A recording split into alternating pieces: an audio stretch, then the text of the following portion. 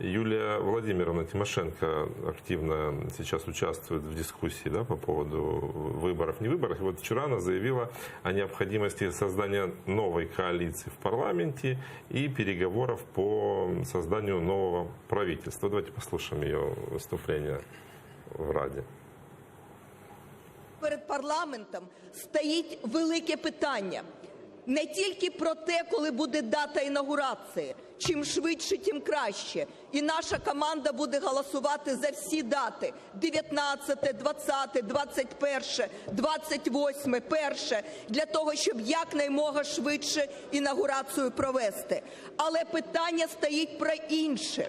Чи буде парламент гірями на тих можливих змінах, які очікують люди, і буде далі проводити лобістські закони, як це прописано на цей тиждень, або стане поряд з президентом, якого обрали, лише для того, щоб змінити уряд на базі нової коаліції і створити план змін, які потрібно негайно проводити в країні. Якщо все залишиться по-старому, то не треба ображатися, що ті самі 73% людей хочуть дострокового розпуску парламенту. Або парламент стане частиною змін і частиною руху вперед, або цей парламент не має права на життя.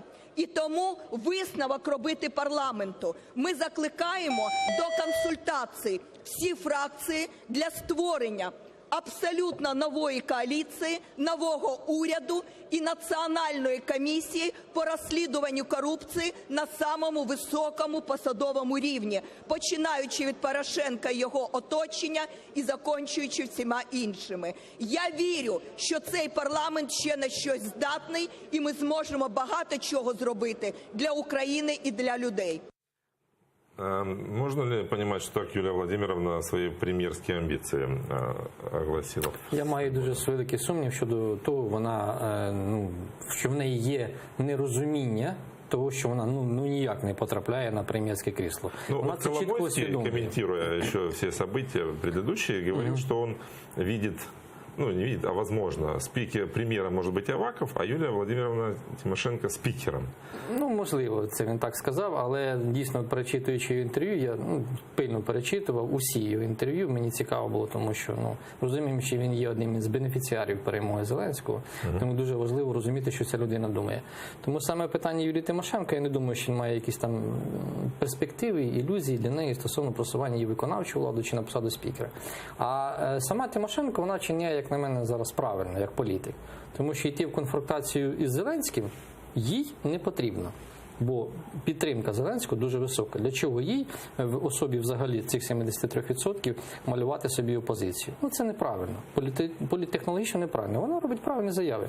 І розуміє, що очолити процес формування нової коаліції, звичайно, не вдасться. Але заява зроблена своєчасно. Але поприймати участь вона в цьому може. І от саме заклик Зеленського, про що ми говорили, до Зеленського апеляція в першу чергу, до продуктивної роботи, готовності йому допомогти в парламенті, саме для цього зроблена ця заява. Тому що більшого вона з неї вижити навряд чи зможе. І дійсно сьогодні формується така критична маса народних депутатів, які готові працювати із Зеленським. Але готовності самого Зеленського до цієї співпраці поки що ми не чуємо.